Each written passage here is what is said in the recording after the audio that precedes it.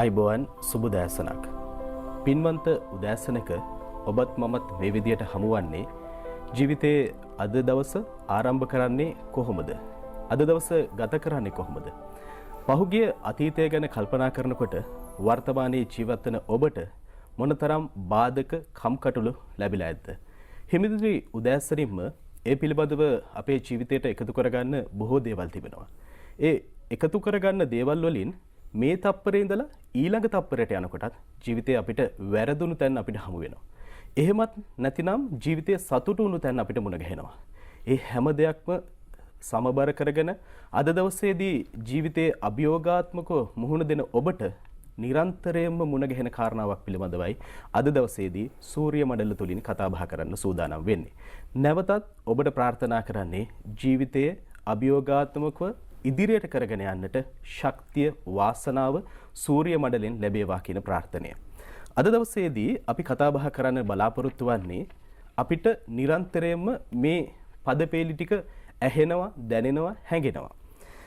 ලාභ, අලාභ, යස, අයස, නිന്ദා, ප්‍රශංසා. අපි කියනවා අටලොව දහම පිළිබඳව.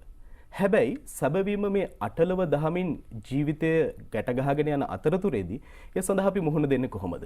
ඒ සඳහා අපි අභියෝගාත්මකව ජීවිතේ ගලාගෙන යන විදිහටම ඒ සඳහා මුහුණ දෙමින් හෙට දවස සාර්ථක කරගන්නේ කොහොමද? ඒ නිසා අපි ඒ පිළිබඳව කතා බහ කරන්නට අපේ ගෞරවනීය ආරාධනෙන් මෙම ස්ථානයට වැඩම කොට වදාළ අවසරයි නම කියන්නට අපේ හාමුදුරනේ පැපිලියාන සුනේත්‍රා මහදේවි පිරිවෙන් විද්‍යායතනයේ විහාරාධිකාරී දර්ශනපති පුසැල්ලයායේ චන්දිම නායක ස්වාමින් වහන්සේ নমස්කාර පූර්වක ඔබ වහන්සේ පිළිගනු ලබනවා. තෙරුවන් සරණයි අපේ හාමුදුරනේ. අපේ වැඩසටහනට ආරම්භයක් විදිහට අපේ හාමුදුරනේ මේ අටලොව දහම පිළිබඳව කතා බහ කරද්දී තථාගත සම්්‍යක් සම්බුදු බුදු පියාණන් වහන්සේ අංගුත්තර නිකායේ පඨම ලෝක ධම්ම සූත්‍රය පිළිබඳව තමයි අපිට මුලින්ම මේ පිළිබඳව කතා බහ වෙන්නේ. අපේ හාමුදුරනේ ප්‍රවිෂ්ටයක් විදිහට මේ සූත්‍ර දේශනාව තුළින් මේ අටලොව දහම අපි නිවැරදිව හඳුනාගන්නේ කොහොමද අපේ හාමුදුරනේ? හැම දිනාටම තෙරුවන් සරණයි.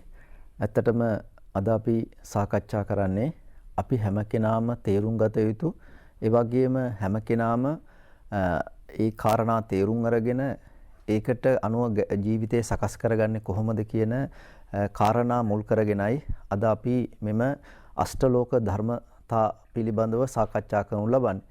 විශේෂයෙන්ම අංගුත්තර නිකායේ පඨම පණ්ණාසකේ විශේෂයෙන්ම පඨම ලෝක ධම්ම සූත්‍රය ඒ වගේම ඒකටම ආසන්නයේ තියෙනවා ද්විතීය ලෝක ධම්ම සූත්‍රය සම්බන්ධ වෙනවා. එතකොට මේ සූත්‍ර දෙකෙන්ම සාකච්ඡා වන්නේ චක්‍රයක් හා සමානව හැම මොහොතකම අපිට බලපාන මේ අෂ්ටලෝක ධර්මතාවය පිළිබඳව බුදුරජාණන් වහන්සේ සවැත් නුවර ජේතවනාරාමේ ඉඳලා තමයි මේ දේශනාව පවත්වන්නට යෙදුනේ.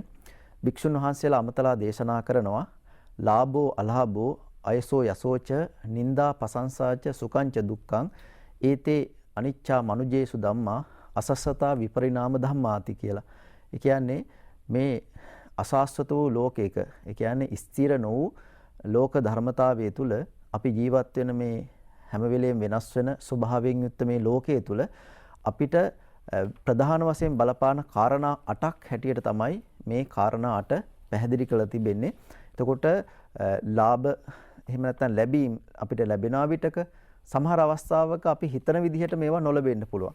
ඒ වගේම අපිට යස කියලා කියන්නේ පරිවාර සම්පත්තිය. පරිවාර සම්පත්තිය සමහර විට දරුවෝ වෙන්න පුළුවන්, සමීප ඥාතීන් වෙන්න පුළුවන්, සහෝදර සහෝදරයන් වෙන්න පුළුවන්. ඒ හැම කෙනෙක්ම සමහර අවස්ථාවන් වල අපිත් එක්ක ඉන්නවා. සමහර වෙලාවට අපෙන් ඒ අය අයින් වෙන්න පුළුවන්. ඒ වගේම සමහර අවස්ථාව අපිට නිന്ദා ලැබෙනවා. ඒ කියන්නේ සමහර අවස්ථාව නිന്ദා විතරක් නෙවෙයි සමහරට ප්‍රශංසාත් ලැබෙනවා. ඒ වගේම සමහර අවස්ථාවන් වලට අපිට පුදුමාකාර සැප විදිහට ජීවත් වෙ ළඟා කරනවා සැපසේ ජීවත් වෙන්න පුළුවන්. සමහර අවස්ථාවක දුකම තමයි අපිට ජීවත් වෙන්නේ. ඒ කියන්නේ දැන් අර මුල් කාරණා 8 පිළිබඳව සාකච්ඡා කරනකොට විශේෂයෙන් මෙතන කියන්නේ මේ සැප දුකෙන් තමයි අර මුල් කාරණා ඉතුරු 6ම ඒ සැප දුකත් හැටියට සාකච්ඡා කරන්න පුළුවන්. දැන් මේ දේශනාව තුළ විස්තර වෙන මේ කාරණා 8 බුදුවරු වේවා දාර්ශනිකයෝ වේවා මේ මනුස්ස ලෝකයේ ඉන්න හැම කෙනාටම බලපාන ස්වභාවයක්. ඒ කියන්නේ මනුස්ස ලෝකයේ ස්වභාවයම තමයි අටලෝ දහමත් එක්ක දෝලණය පවතින එක. ඒතකොට දැන් මේවා කොහොමද ඇති වෙන්නේ? දැන් අටලෝ දහම කිව්වට නිකම් මේ ඇති වෙන දෙයක් නෙවෙයිනේ. දැන් මේවා ඇති වෙන්නේ කාරණා පහක් හේතු වෙනවා. ඒ කාරණා පහ මුල් වෙනකොට මුල් වෙලා තමයි මේ හැම දෙයක්ම ඇති වෙන්නේ. ඒකට කියනවා පළවෙනි එක තමයි උතු නියාම. උතු නියාම කියලා කියන්නේ මේ ස්වභාවික එහෙම නැත්නම් දේශගුණ විපර්යාසයන් නිසා මිනිසුන්ට මේ දේවල් අත්දැකින්න සිද්ධ වෙනවා. ඒ වගේම බීජ නියාම. බීජ නියාම කියලා කියන්නේ උද්වත විද්‍යාත්මකව සහ තම තමන් කරන දේවල් අනුව.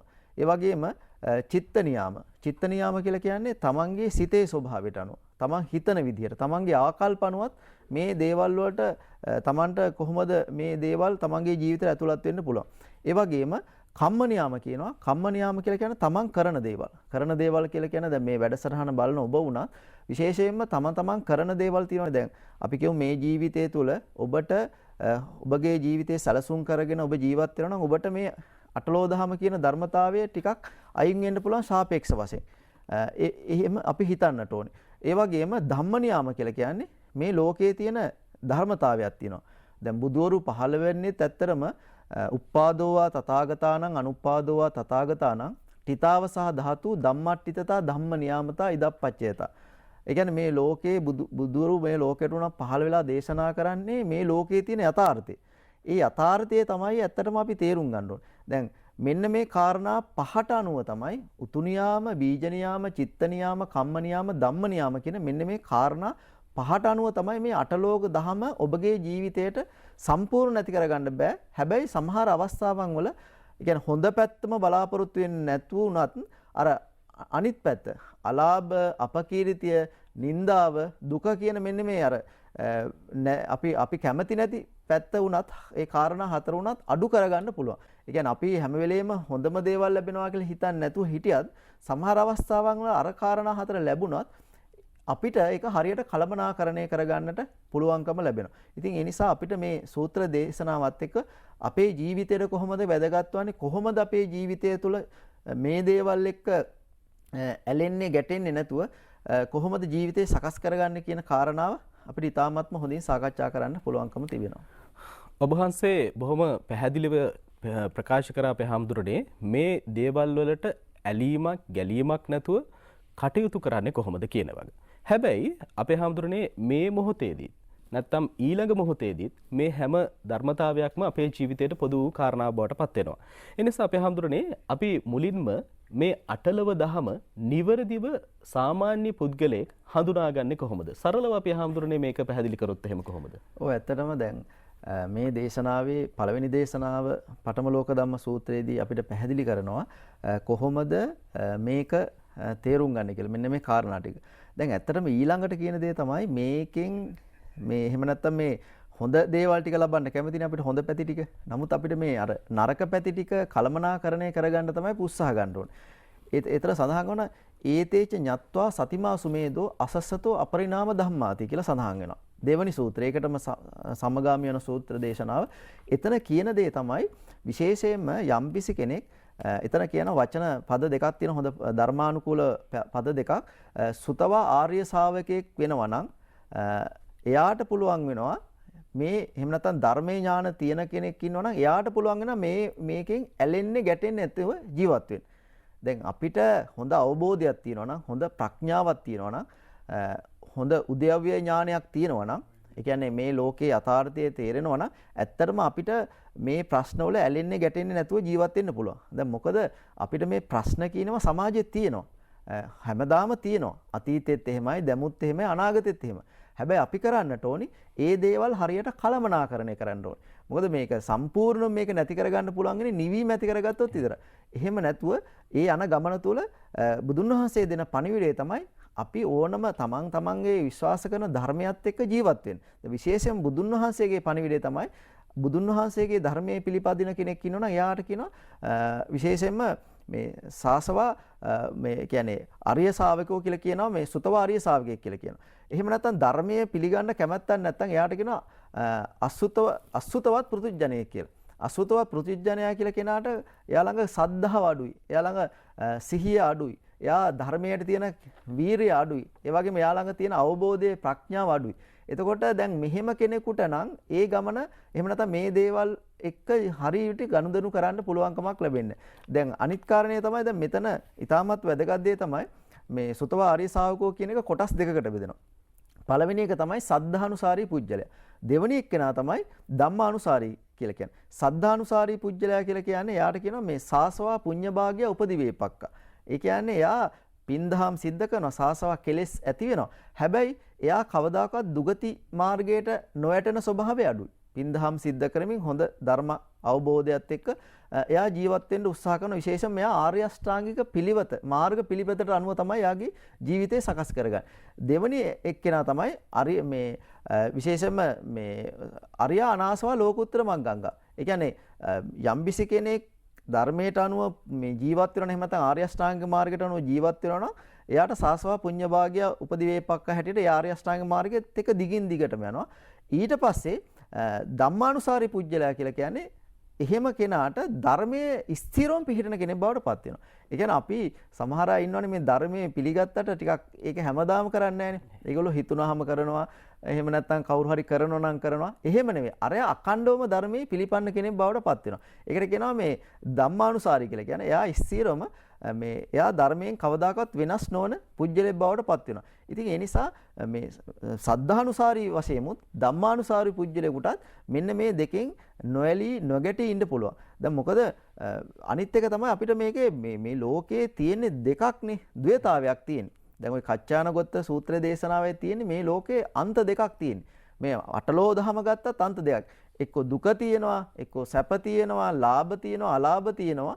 මේ පරිවාර සම්පත් තියෙනවා. දැන් යස කියලා ගොඩක් අය කියලා කියන්නේ කීර්තිය කියලා. කීර්තිය නෙවෙයි යස කියලා කියන්නේ පරිවාර සම්පatti. පරිවාර සම්පත්තිය තියෙනවා. සමහරට පරිවාර සම්පත්තිය නැහැ.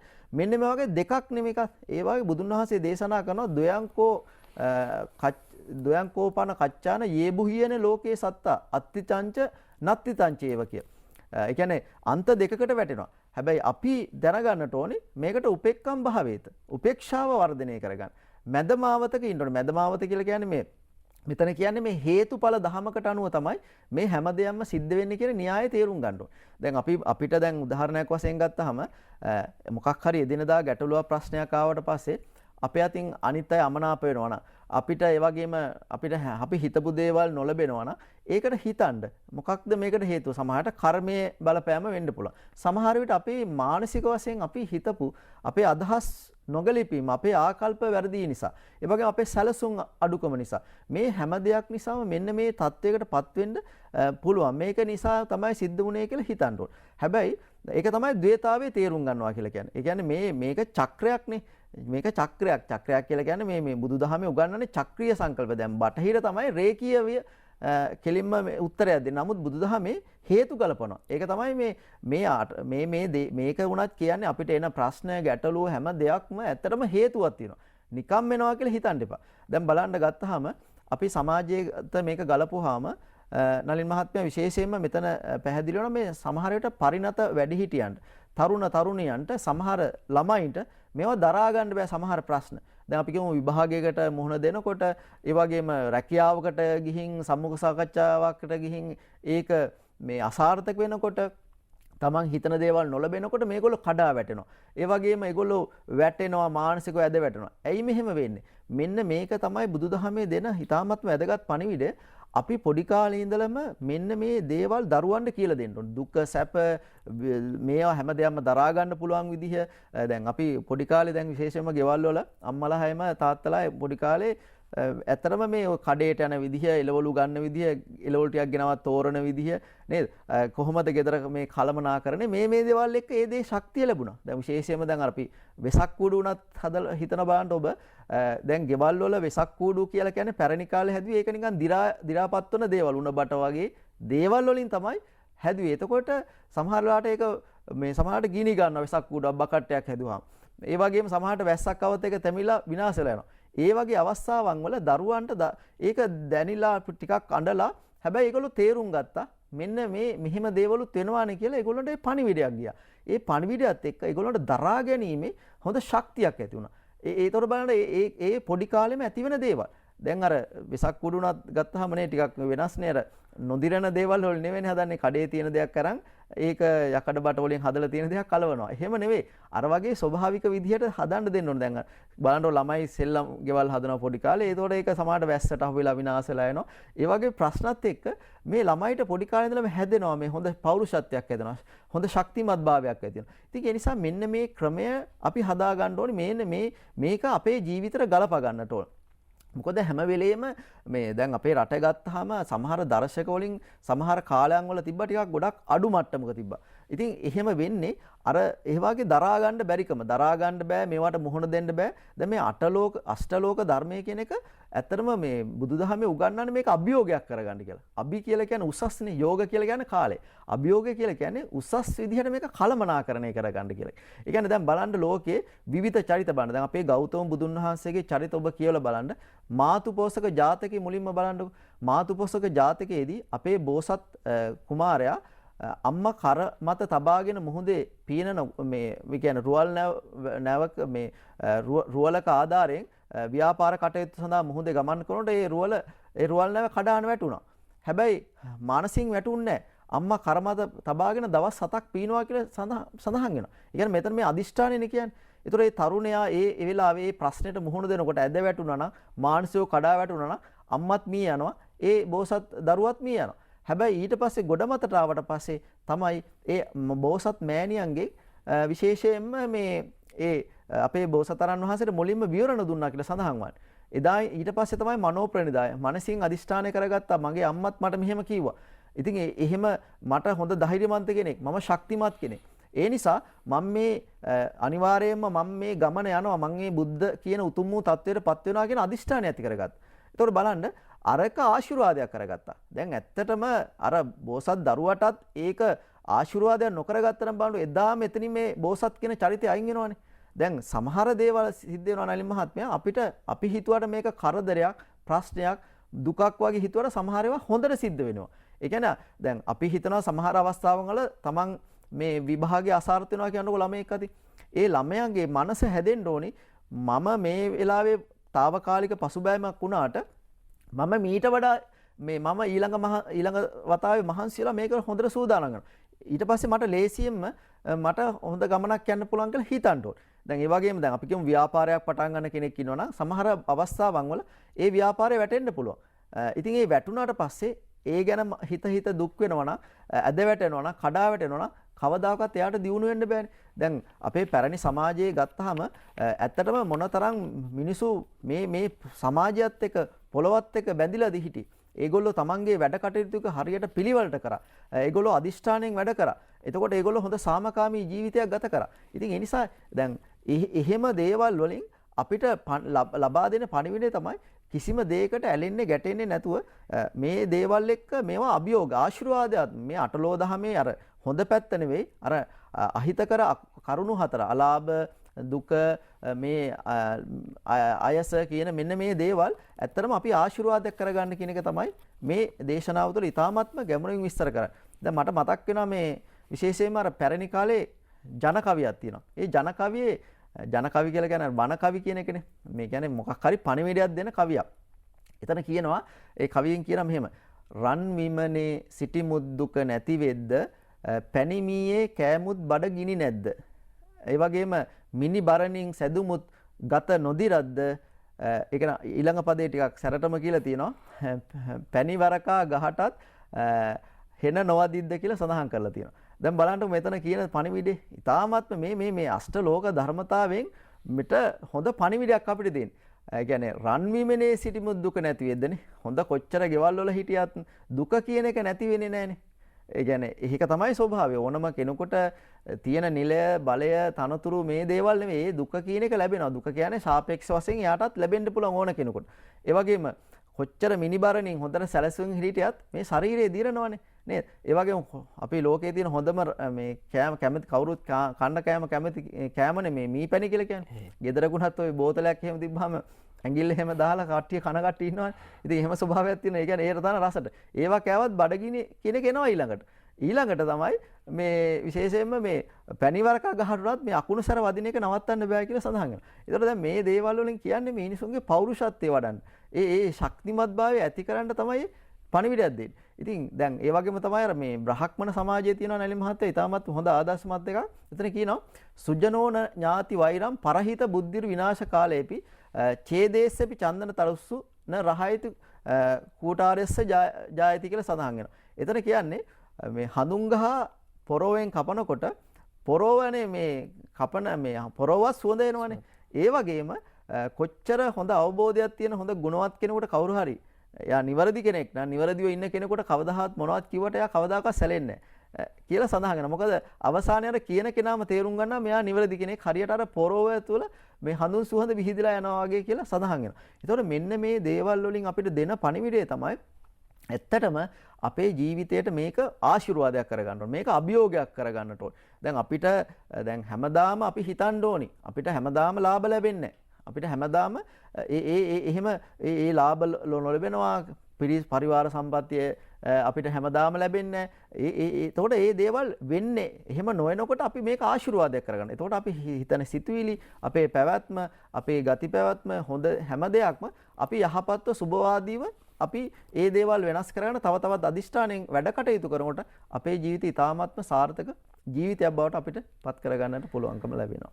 එහෙමයි අපේ හැමදෙරේ ඔබ වහන්සේ කිව්ව කාරණාවත් එක්ක මේ උදෑසනින්ම අපි මේ කටයුතු වලට මුහුණ දෙන්නේ කොහොමද?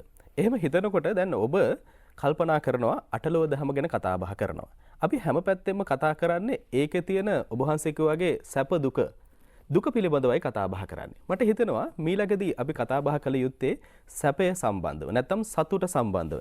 ඊට කලින් මම ඔබට මතක් කරන්නේ මේ සූර්ය මණ්ඩල සමගින් එකතු වෙලා ඉන්න අතරතුරේදී ඔබට මේ මාතෘකාව පිළිබඳව අටලොව දහම පිළිබඳව ඔබට හැඟෙන දැනෙන දේවල් සම්බන්ධව අපිට කතා කරන්න ඔබට තියෙන ප්‍රශ්න පිළිබඳව අපිට යොමු කරන්න අපේ දුරකථන අංකය 0112 50 53 16 0112 50 53 16 කියන දුරකථන අංකයට දැන්ම ඔබට දුරකථන ඇමතුමක් ගන්න පුළුවන් කමක් තියෙනවා. ගෞරවනීය ස්වාමීන් වහන්සේ සමගින් ඒ පිළිබඳව කතා බහ කරන්න. අපි හඳුරන්නේ අපි මේ මාතෘකාවේ හොඳ පැත්තට වැඩිය නරක පැත්ත තමයි වැඩිපුරම කතා බහ කරන්නේ. මොකද අටලව දහමින් කම්පා නොවීම. කම්පා නොවීම කියනකොටම මිනිස්සු අතරට මගේ අතරටත් එන ගැටලුවක් තමයි අපි මේක දුකක් නේද? සතුට ලැබෙනකොට අපි දුක අමතක කරනවා. ඒ නිසා අපි හඳුරන්නේ අලාභය, ඒ වගේම අයසය, ප්‍රශංසාව, සැපය. අපි දුක පොඩ්ඩක් අමතක කරලා සතුට පැත්තට හැරුණොත් අපි හඳුරන්නේ සතුට තියෙන වෙලාවේ අපිට දුකක් හෙට දවසේදී ලැබෙනවා කියලා අපි අමතක කරන නිසාම සතුට පිළිබඳව තව ටිකක් කතා බහ කරමු. මේ කාරණා හතර අපි සතුට ලැබෙන මොහොතේදී කොහොමද අපේ ජීවිතයට ගලපගන්නේ අපේ හඳුරන්නේ? ඔව් දැන් සතුට කියලා කියන්නේ ඇත්තටම මේ අභ්‍යන්තර සතුටනේ. ඒ කියන්නේ අපි හැම වෙලේම බුදුන් වහන්සේ දෙන පණිවිඩය තමයි මේ ලෝකය යන ක්‍රම තුනක් තියෙනවා ප්‍රධාන වශයෙන්. ඒ ක්‍රම තුන පැහැදිලි කරන්න තමයි බුදවරු පහළ වෙන්නේ. ඒකට කියනවා මේ විශේෂයෙන්ම අර ලෝකයේ ස්වභාවය පළවෙනි එක තමයි වෙනස් වෙන ස්වභාවය. වෙනස් වෙන ස්වභාවය පළවෙනි එක. දෙවෙනි එක තමයි වෙනස් වුණා කියලා ඒක නැති වෙන්නේ නැහැ. වෙනස් වී පවතිනවා. එතකොට වෙනස් වී පවතිනවා නම් වෙනස් වෙනවා නම් ඉන්නේ වෙනස් වෙන එකයි වෙනස් වී පවතින ස්වභාවය තේරුම් ගන්නකොට අපිට අපේ ළඟ තියෙනවනේ අර මමත්වයේ කියලා එකක්. ඒ මමත්වයේ කියන එක අයින් කරගන්න කියනවා. ඒ කියන්නේ ඒකට කියන්නේ ඒතම්මම ඒසෝ හමස්මි ඒසෝ මේ අත්තා. යම්කිසි කෙනෙකුට මෙන්න මේ කාරණා ටික තේරුම් ගන්න පුළුවන් නම් වෙනස් වෙනවා වෙනස් වෙමින් පවතිනවා කියලා හිතෙනවා නම් ඒක මමත්වයෙන් ගන්න නැතුව ඒක අවබෝධයෙන් ගන්නවා නම් එයාට පුළුවන්කම ලැබෙනවා කියනවා මේ අභ්‍යන්තර සතුට ඇති කරගන්න. අභ්‍යන්තර සතුට කියන එක ඇති වෙන්නේ බාහිර දේවල් වලින්. අපි අර මුලින් සාකච්ඡා කරා වගේ අපි හැම වෙලෙම උපේක්ෂාව වඩන්නට ඕනේ. මධ්‍යස්ථ ස්වභාවය ඇති කරගන්නට ඕනේ. ඒ කියන්නේ මධ්‍යස්ථ ස්වභාවය ඇති කරගන්නවා කියලා කියන්නේ මේ සැපත් නැහැ දුකත් නැහැ කියන එක නෙවෙයි. මෙතන කියන්නේ ඇත්තටම අර හැම දෙයක්ම හේතු නිසා වෙනවා කියලා හිතන්න ඕනේ. දැන් අපි උදාහරණයක් වශයෙන් කියනවා නම් අපි ජීවිතේ හරියට සැලසුම් කරනවා නම් ඔබට හොඳට ආර්ථිකය හැදෙනවා, ඔබට හොඳ පරිවාර සම්පත්තියක් ලැබෙනවා. ඒකත් එක්ක ඔබගේ ජීවිතය වෙනස් කරගන්න පුළුවන්. දැන් ඔය අපි දන්නවා අද සමාජයේ වැඩිහිටි තත්ත්වයටපත් වුණ සමහර අය දුක් වෙනවා. දරුවන මගේ ළඟ නැහැ, ඒගොල්ලෝ විදේශගත වෙලා ඉන්නවා, ඒ වගේ දේවල් කියනවා. දැන් මෙතනින් කියන පණිවිඩය මොකද්ද? දැන් ප්‍රශ්න තියෙන්න පුළුවන්. නමුත් දරුවෝ කියන අය ටිකක් වැඩිපුර හදනවා නම් නේද? පොඩි කුඩා කාලේ ඉඳලම තරුණ කාලේ ඉඳලා හොඳ සැලසුමක් තියෙනවා නම් එතකොට විදේශගත වුණත් දෙන්නෙක් තුන් දෙනෙක් හතර දිනක්වත් හඩුම හදනවා නම් එක දරුවෙක් හරි ගෙදර තියාගන්න පුළුවන්. දැන් පැරණි කාලේ ඒක තිබුණානේ. මේ ඉතින් ඒ නිසා ඒ කියන්නේ අපි එහෙම හිතන්න ඕනේ. දැන් ඉතින් නෑ එහෙම කියලා හිතන්නත් එපා. කවුරුත් නෑ කියලා. අනිත් එක එහෙම හිතන්න අවශ්‍ය නෑනේ. දැන් ඔබ හිතන්න ඔබ ඉපදිලා තියෙන්නේ කවුරු හරි ඉපදිලා තියෙනවා නම් කවුරු හරි මොකක් හරි ශක්තියකට කුසල ශක්තියක් එක්ක. එතකොට එහෙම ඉපදුන ඔබට ඔබ හැම වෙලේම මේ හිතන්න ධර්මානුකූල ඔබගේ ජීවිතය සකස් කරන්න බලන්න. දැන් මේ ලෝකේ හැමදේම වෙනස් වෙනවා. මගේ සිතුවිලි වෙනස් වෙනවා. මගේ භෞතික ශරීරය වෙනස් වෙනවා. මම තරුණ කාලේ හිටි විදිහට නෙවෙයි දැන් ඉන්නේ. නේද? තරුණ කාලේ කවුරුත් කැමති නේ තෙල් දාලා එහෙම හොඳට කෑම කන්න නේද? එක දේවල් කන්න කැමති. නමුත් දැන් ලෙඩ වුණාට පස්සේ වෛද්‍යවරු කිව්වාට පස්සේ කන්නේ නැහැ. ඒකත් අනිත්‍ය තමයි. දැන් කලින් ගෙවල් අමතක කරලා යනවා කඩවල් ගානෙන් කන්න. මේ රයිස් හොඳයි කියනවා මේවා හොඳයි කියනවා. ඉතින් එහෙම යනවා. නමුත් දැන් එපා කියනවනේ. ඒ කියන්නේ දැන් ඒක බෑ. ඒක තමයි මේ වෙනස් වෙන ස්වභාවය. ඒ කියන්නේ හැබැයි මේ සතුට කියන්නේ එහෙම දෙයක් නෙවෙයි. කෑම නැහැ කියලා හරි කණ්ඩ බෑ කියලා හරි වෙන දෙයකින් නෙවෙයි. අපි හිතන්නේ මේ අභ්‍යන්තර සතුට ඇති කරගන්න. දැන් ඔය සමහර අය ඉන්නවනේ හැම වෙලේම මොකක් හරි ගත්තාම පාටි දානවනේ. දැන් ඒතරීමුත් කියන්නේ මොකද්ද? මං කියන්නේ විශේෂ අවස්ථාවක මංගල අවස්ථාවකට එපා කියන එක නෙවෙයි. සමහර අවස්ථාවන් වල නිතරම එහෙම දේවල් වලට යන්නේ මේ අභ්‍යන්තර සතුට නැතිකම. තමන්ගේ ගෙදර තියෙන හොඳට ආහාර ටිකක් හදාගන්නේ කන්නේ නැතුව විටින් විට එළියට කෑම කන එක මං කියන්නේ කලාතුරකින් එක ගැන නෙවෙයි කියන්නේ. ඒක අභ්‍යන්තර සතුට නැති සමහර අවස්ථාවක් වෙන්න පුළුවන්. ඒ නිසා මේ අභ්‍යන්තර සතුට කියලා කියන්නේ ලෝක යථාර්ථය අපිට වැටහෙනකොට, ඒ කියන්නේ මේ වෙනස තේරෙනකොට, මේ උපේක්ෂාව ඇති වෙනකොට අර මනසේ තියෙන අපි කියන්නේ අර ඊගෝ එක කියලා එන්නේ එක නැති වෙනකොට ඇති වෙන දෙයක්. දැන් බලන්න බුදුන් වහන්සේගේ චරිතය බලන්නකො. බුදුන් වහන්සේ දැන් ජේතවනාරාමය ගැන විස්තර කරන්නේ 54 කෝටියක් වියදම් කරලා තමයි ජේතවනාරාමය හදලා තියෙන්නේ. හැබැයි උන්වහන්සේ වැඩ වාසය කළ තියෙන වැඩිපුර අඩි 10ක් දිග අඩි 12 මේ අඩි 12ක් දිග අඩි 10ක් පළල කුඩා කුටියක. එතකොට දැන් ඒ වගේ මුන්වහන්සේ බොහෝ අවස්ථාවල වනයේ ගත කරලා තියෙනවානේ. දැන් වේරංජා වගේ බමුණා ආරාධනා කරලා තිනවා. වේරංජා බමුණා කියන බමුණෙක් ආරාධනා කරලා තිනවා බුදුහාමර වස්වසන්න කියලා. උන්වහන්සේ වනාන්තරේ වස්වාසය කරලා තිනවා. හැබැයි උන්වහන්සේට දාන ටිකක්වත් ඒ වේරංජා බමුණාට පිළිගන්නට අමතක වෙලා තියෙනවා. මාස 3ක්ම දාන ටිකක්වත් පිළිගන්නේ නැහැ. උන්වහන්සේ මේ කොළ වර්ගයක් ගහක මේ මොන හරි පළතුරක් ඔන්න ඔය දෙයක් කවුරු හරි දුන්න මේ යව කියනවා. ඒ කාලේ තිබිලා තියෙන අස්වැයන්ට දෙන කෑමක් තියෙනවා යව කියලා වර්ගයක්. ඒවාම තමයි අනුභව කරලා තියෙන්නේ. හැබැයි උන්වහන්සේ සතුට ඇති කරගත්තේ නැහැ.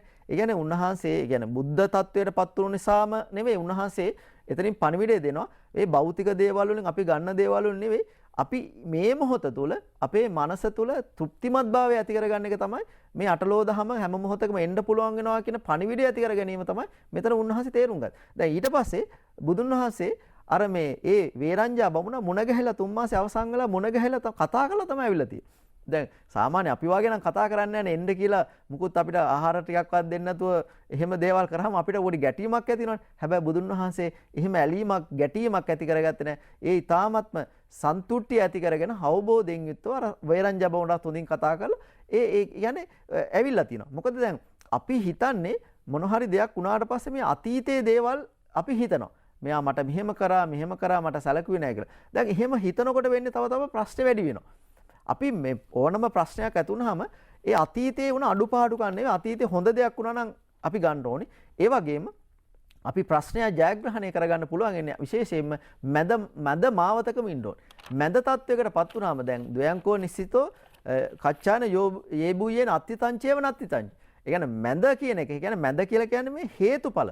හේතුවක් හැම දෙයකටම තියනවා කියලා හිතන්න. දැන් අපිට අලාභ අපකීර්තිය වගේම නිന്ദා දුක කියන දැන් ඒ හැම දෙයක් එක්කම දැන් ඒවා තියෙනකොට මේ සැපයක් නෑ කියලා කියන්නේ. ඒකට හේතුවක් තියෙනවානේ. දැන් අපි මුලින් කිව්වා වගේ ස්වභාවික හේතු නිසා වෙන්න පුළුවන්. සමහර වෙලාවට අපි කරන සැලසුම් වල අසාර්ථක තත්ත්වේ නිසා වෙන්න පුළුවන්. ඒ වගේම අපි කරන කටයුතු වල අසාර්ථක තත්ත්වේ නිසා. එතකොට මේ ඕනම දෙයක් නිසා මේක වෙන්න පුළුවන්. ඒ නිසා මොන හරි වුණාට පස්සේ හිතන්න මගේ අතින් මොකක් හරි අඩුපාඩුවක් වුණාද? මෙහෙම ප්‍රශ්නයක් වුණාද කියලා හිතලා අපි වෙනස් වෙන්න. දැන් බුදුන් වහන්සේ වුණත් බලන්න නලින් මහත්තයා බුද්ධත්වයට පත් වෙලත් උන්වහන්සේ සැලසුමකට අනුව ජීවත් වුණේ. අපේ ළඟ සැලසුමක් තියෙනවද කියලා අපි හිතන්න ඕනේ. දැන් උන්වහන්සේ දිනචර්යාවක් තිබ්බනේ. පෙර බත් කිස, පසු බස් කිස, පෙර යම් කිස, මැදි යම් කිස, පැසුළු යම් කිස කියලා කොටස් කිහිපයකට උන්වහන්සේ බෙදලා තිබ්බා. උදෑසන දානේ වළඳලා උන්වහන්සේ අනිත් අය වෙනුවෙන් ධර්ම ප්‍රචාරය කරා. නේ ඒ වගේම දහවල උන්වහන්සේ දානේ වළඳලා දවල් දානේ වළඳලා ඊට පස්සේ උන්වහන්සේ විශේෂයෙන්ම මේ සක්මන් භාවනාව වගේ දේවල් පුරුදු කර අනිත් අයට ධර්ම දේශනා කරා. ඒ වගේම රාත්‍රියේත් එහෙමයි මේ දෙවිවරුන්ට පවා එහෙම පණිවිඩ ලබා දුන්නා කියලා සඳහන් කරන ධර්ම සාකච්ඡා පවා. ඉතින් මේ මෙහෙම කඩුම කාලයක් තමයි උන්වහන්සේ නිදාගෙන තියෙන්නේ. සතපිලා තියෙන්නේ. පැය දෙකක්වත් සතපිලා නැහැ කියලා සඳහන් කරනවා. දැන් අපේ රටේ වුණත් අපි ඇත්තටම ගත්තාම අපි මේ නිදනවත් වැඩි. ඇතරම දැන් ওই කාර්මික විප්ලවය ආවනේ බටහිර. ඒ කාර්මික විප්ලවයේදී මිනිස්සු ගොඩාක් මහන්සි වෙලා හරිම අමාරු හින්දා තමයි ওই වැඩිපුර පැය 7ක් 8ක් වගේ නිදා ගන්න ඕනේ කියලා සංකල්ප ඇවිල්ලා තියෙන්නේ. හැබැයි අපි නිකන් සාමකාමී අපි එච්චර කාර්යබහුල නැති හින්දා අපිට මේ පැය ගාණක් මං හිතන්නේ අපිට නිින්ද වුණත් අවශ්‍යයි කියලා. ඒ කියන්නේ නිින්ද වුණත් අවශ්‍ය වන්නේ නැහැ වැඩි කාලයක්. මොකද අපි නිින්දර වුණත් පුරුදු වෙලා තියෙන්නේ. ඒ නිසා දැන් හැම වෙලේම අපි කල්පනා කරන මේ කාලේ අපත යවන්නේ නැද්ද? බුදුන් වහන්සේ වුණත් කාලේ අපත යවුවේ නැහැ. ඒ කියන්නේ උන්වහන්සේ ඒ තරම් හොඳ පණිවිඩයක් ලබා දුන්නා. අපිට උනත් අපි හැම වෙලේම මේ නිදන්ට අලසව වැඩ කටයුතු කරනවා, කල්පනා කරන්නේ නැතුව වැඩ කරනවා, සැලසුමක් නැතුව කටයුතු කරනවා අපේ ජීවිතේ සාර්ථක කරගන්න බෑ. දැන් උන්වහන්සේ දේශනා කරන්නේ සන්තෝෂය ඇති වෙන විදිහට ජීවත් වෙන්න කාරණා කිහිපයක් බලපනවාගෙන. පළවෙනි එක තමයි ආරම්භක ධාතු. ආරම්භක ධාතු කියලා කියන්නේ අපි කරන දේවල් හොඳට සැලසුම් කරලා මේ පටන් ගන්න කියනවා. ඒ කියන්නේ Tamanට ගැළපෙන දෙයක් පටන් ගන්න. දරුවෙකුට උනත් විභාගයේ කරනකොට එයා දැන් සාමාන්‍ය පෙළ උසස් පෙළ වගේ දේවල් විශේෂයෙන් උසස් පෙළ වගේ ඒ ළමයාට කැමති දෙයක් තේරුම් ගන්නට එයාට ඉඩ අරින්නට ඕනේ නේ. ඒ කියන්නේ ඒක තමයි එයා දැන් මේ මොකක් හරි මේ ජීව විද්‍යාව කරනවා නම් එයා කැමතිනේ ඒක කලා විෂයන් කරන එක කැමති දේ තමයි වැඩිපුර දෙන්න ඕනේ. එයාත් එක්ක කතා කරලා. එයා අකමැති නම් බලෙන්ම දෙන්න හොඳ නැහැ. දැන් ව්‍යාපාරයක් කරනකොට Taman කැමති ආසාදයක් තමයි කරන්න පටන් ගන්නවා. දැන් අපේ රටේ එහෙම නැහැනේ. දැන් කවුරු හරි ළඟ තේ කඩයක් තියෙනවා නම් අනිත් එක්කන තේ කඩයක් තමයි දාන්න පටන් ගන්න. එහෙම නෙවෙයි අපි වෙනස් වෙන්න ඕන. තේ කඩයක් තියෙනවා නම් එයාගේ කඩේ නැති දෙයක් අපි දාන්න පටන් ගන්න ඕන. දැන් අර සමහර දේවල් තියෙනවා තේ කඩම තියෙන එහෙම තැන් තියෙනවා. එහෙම නැතුව සමහර තැන් වල තියෙනවා එහෙම නැතුව අරයා කරන දේ මේ කරන. ඒක වැඩක් නැහැ. ඒකට ආරම්භක ධාතු, නික්කම ධාතු. ඒක දිගටම කරන්න යන්න ඕන. දැන් බුද්ධත්වයට පත් උනේ මනෝ ප්‍රනිදාය, වාක් ප්‍රනිදාය හැටියට දිගටම උන්වහන්සේ අකණ්ඩව පාරමිතා ධර්මයන් පූර්ණේ කරා. බුදුහාරෝ බුද්ධත්වයට පත් වෙන්න විශේෂම දීපංකර බුදුරජාණන් වහන්සේගේ නියත විවරණ ලබාගෙන අසංඛ්‍යකුත් කල්පලක්ෂ 4ක් දසපාරමිතා ධර්මය, දසපාරමී, උපපාරමී, පරමාර්ථ පාරමී හැටියට පූර්ණේ කරා. ඒ වගේ අපි අකණ්ඩව අපේ දේවල් විශේෂම මේ අධ්‍යාත්මික ජීවිතය වගේම ලෞකික ජීවිතය සාර්ථක කරගන්න විශේෂම අකණ්ඩවම ධර්ම ප්‍රතිපදාවේ අපි ගමන් කරන්න ඕන. බුදුන් වහන්සේ දේශනා කරන්නේ නික්කම ධාතු ඒ කියන්නේ ඒකයි. ඒකට පරක්කම ධාතු උත්සාහයෙන් කරන්න. නිකන් කරන්න එපා. උත්සාහය කියලා කියන්නේ මානසික උත්සාහය කරන්න. ඇද වැටෙන්න එපා. දැන් මේ වගේ ප්‍රශ්න එනවනේ. දැන් ව්‍යාපාර කරන අයට මොනතරම් ප්‍රශ්න තියෙනවද ලංකාවේ? නේ ඉගෙන ගන්න ළමයෙකුට මොනතරම් ගැටලු තියෙනවද? ඉතින් ඒවා ආදර්ශමත් කරන්න. දැන් අපිට ඒක හොඳම පඩිවිනේ අපේ ගෞතම බුදුන් වහන්සේ. නේ අපේ රටේ ශ්‍රේෂ්ඨ චරිත තියෙනවා ව්‍යාපාර වලින් ඉහළට ගියා. ඒ අය මානසික ඇද වැටුන්නේ. විශේෂම වැදගත්ම දේ තමයි මනස ශක්තිමත් කරගන්න. චිත්තේන නීයති ලෝකෝ චිත්තේන පරිකස්සති. චිත්තස්ස ඒක ධම්මස්ස සබ්බේ වසමනුගෝ කියලා කියන්නේ. සිත ශක්තිමත් කරනවා හැම දෙයක්ම අපිට ළඟා කරගන්න පුළුවන්. ඒ වගේම තමයි තාම ධාතු. දැඩි අදිෂ්ඨානකින් වැඩ කරන්න ඕන. ඒ වගේම උපක්කම ධාතු කියලා කියන්නේ ඒවා කරාට බෑ සැලසුම් එක්ක උපක්‍රමශීලව වැඩ කරන්න ඕනේ. ඒ වගේම ඒක නිර්මාණශීලව අපි කරන දේවල් කරන්නත් ඕනේ. එතකොට තමයි ලෞකික ජීවිතේ සාර්ථක කරගන්නේ. අපේ ළඟ බුදුන් වහන්සේ වුණත් දේශනා කරන අන්දංච ඒක චක්කුංච ආරකා පරිවජ්ජේ. අපේ ආර්ථිකයත් ලෞකික ජීවිතය සාර්ථක කරගන්නකොට අධ්‍යාත්මික ජීවිතය සාර්ථක කරගන්නකොට තමයි අපිට සතුට කියන එක ඇති වෙන්නේ. සතුට බලෙන් ගන්න පුළුවන් දෙයක් නෑ. ඇත්තටම මුලින්ම අපි වෙනස් වෙනකොට අපි අපේ අභ්‍යන්තරය තුල ඇති කරගන්න ඕනේ. ඒක ඇති වෙන්නේ අර මේ ලෝකයේ වෙනස් වෙනවා. ඒ වෙනස් වෙන එක මමත්වයෙන් ගන්න නැති වෙනකොට තමයි ඇත්තටම මේක අපිට වෙනස් කරගන්න පුළුවන්කම ලැබෙන්නේ. සතුට ඇති කරගන්න පුළුවන්කම ලැබෙන්නේ. ගෞරවනීය ස්වාමීන් වහන්සේ සතුට ඇති කරගන්න ගැන කතා බහ කරද්දී විශේෂයෙන්ම අටලව දහම පිළිබඳව කතා බහ කරනකොට ඔබට මේ මොහොතේදී පවතින ගැටලු සම්බන්ධව ගෞරවනීය ස්වාමීන් වහන්සේ සමගින් සාකච්ඡා කරන්න ස්වාමීන් වහන්සේ වෙත යොමු කරන්න අපි දුරකථන අංකය මතක් කරනවා 0112 50යි 53යි 16 0112 50යි 53යි 16 මේ දුරකථන අංකයට ඔබට දුරකථන ඇමතුමක් ලබා දීමේ හැකියාව තියෙනවා. ඒ ගැන කියන ගමන්ව ගෞරවනීය ස්වාමීන් වහන්සේ දැන් අපි මේ දේවල් හඳුනා ගන්නවා. ඒ හඳුනාගෙන මුහුණ දෙනවා. හැබැයි සමහරක් වෙලාවට මොනතරම් දේවල් අපි කතා බහ කරත් මොනතරම් මේ පිළිබඳව මාතෘකා නිර්මාණය කරත් ඒවට මුහුණ දෙන්න බැරුව ජීවිතේ නැති කරගන්න අවස්ථාවන් අපි දැකලා තියෙනවා. එහෙම නැත්නම් ජීවිතේ මේ දේවල් වලට නොබියව මුහුණ දීමට නොහැකි වෙච්ච අවස්ථාවලදී වැරදි මාර්ගවල ගිය අවස්ථාවන් දකිනවා. අපි සාර්ථක ජීවිතයක් ගොඩනගා ගන්නට නම් අපේ හැමතුරනේ මේ දේවල් හඳුනාගෙන අභියෝගාත්මකව මුහුණ දිය යුතුයි. ඔබ වහන්සේ මේ කාරණා කොහොමද පැහැදිලි කර දෙන්නේ? ඔබ ඉතාමත්ම හොඳ ප්‍රශ්නයක් යොමු කළේ නලින් මහත්මයා. විශේෂයෙන්ම ඇත්තටම දැන් මට මතක් වෙනවා මජ්ක්‍ධිම නිකායේ තියෙනවා 13 14 සූත්‍රයේ චුල්ල දුක්ඛක්ඛන්ධ සූත්‍රය, මහා දුක්ඛක්ඛන්ධ සූත්‍රය කියලා සූත්‍ර දෙකක්. එතන පැහැදිලි වෙනවා බුදුන් වහන්සේ මේ බෝසත් අවදීදී දුෂ්කර ක්‍රියා කරනකොට මොනතරම් ප්‍රශ්න ඇති වුණාද කියලා. සෝසත්තෝ සෝසිතෝ ඒකෝ බින්ස නකේවනේ නග්ගෝ නචග්ග මාසීනෝ ඒසනා පසුතෝ මුනීති කියලා සඳහන් වෙනවා. උන්වහන්සේ සමහර අවස්ථාවල ග්‍රීස්මෙන් දැවිලා තියෙනවා, තැවිලා තියෙනවා. ඒ වගේම සීතලෙන් පුදුමාකාර මේක දරා ගන්න බැරුව සීතලෙන් උන්වහන්සේ ඒකට මුහුණ දීලා තියෙනවා. හැබැයි ඒ වගේම ඒ දේවල් එහෙම වුණා කියලා කවදාකවත් උන්වහන්සේ මානසික වැටිලා නැහැ. තනියම වනාන්තරයේ ආහාර පානක්වත් නැතුව පුදුම අදිෂ්ඨානකින් වැඩ කරා. ඒක අභියෝගයක් ජයග්‍රහණය කිරීමයි. ඒ වගේම ගෝමණ්ඩල උපසංකමිත්වා ඔට්ටුබන්තේපි ඔමුත්තෙන්තිපි. අර ගොපළු දරුවෝ ඇවිල්ලා උන්වහන්සේට මේ කරදර කරලා තියෙනවා. මේ ඊතර සඳහන් කන් වලට කෝටු පවා දාලා මේ හිරියර කරලා තියෙනවා. ඒ වගේම උන්වහන්සේ ශරීරයට කෙල ගහලා තියෙනවා. මූත්‍රා කරලා තියෙනවා කියලා සඳහන්. ඒ බලන්නකො උන්වහන්සේ එදා ඒ වෙලාවේ මම රජ කුමරෙක්. මේ මට මේ හැම දෙයක් දීදී මම මේ මොකද්ද මේ දුක් විඳින්නේ? ඇයි මෙහෙම මං විඳින්නේ කියලා හිතුවනම් උන්වහන්සේගේ උතුම් උද්දත්වයේ කියන පණිවිඩය ළඟා කරගන්න බෑනේ. ඒ කියන්නේ අපිට සමහර දේවල් මේක අභියෝගයක් හැටියට හිතන්න කියනවා. දැන් අභියෝගය කියලා කියන්නේ ඒ කියන්නේ ඒක හැම කෙනාටම ඇති කරගන්න පුළුවන්. දැන් විශේෂව සඳහන් කර ආකාරයට මිනිස්සු අද වැටෙනවා ජීවිත නැති කරගන්න. ඇයි එහෙම වෙන්නේ? එහෙ දේවල් කරලා තියෙන චරිත ගත්තාම එක්කෝ ඒගොල්ලොන්ගේ කුඩා කාලේ ගැටලුවක් කියලා කියන්නේ අම්මා තාත්තලා ඒගොල්ලෝ හරියට සමාජයට යොමු කරලා නැහැ. ඒ කියන්නේ දැන් සමහර දරුවෝ ඉන්නවා නිකන් අර මේ චබි කියලා සඳහන් කරන්නේ. ඒ කියන්නේ ඒගොල්ලොන්ට මේ ගෙදරම තියාගෙන සමාජයට යොමු කරන්නේ නැහැ. මේ පාරකටවත් යන්න දෙන්නේ නැහැ. මේ හැම වෙලේම යාගේ පාසලට ගියා සමහර අය ඉන්නවා මේ පොත් බෑග් එකක් අරන් යනවා. එහෙම දරුවෝ හදන්න බෑ. දැන් මම සමහර දරුවෝ ඉන්නවා මේ ගල් කැටයක් අරන් ගහ ගන්න බෑනේ.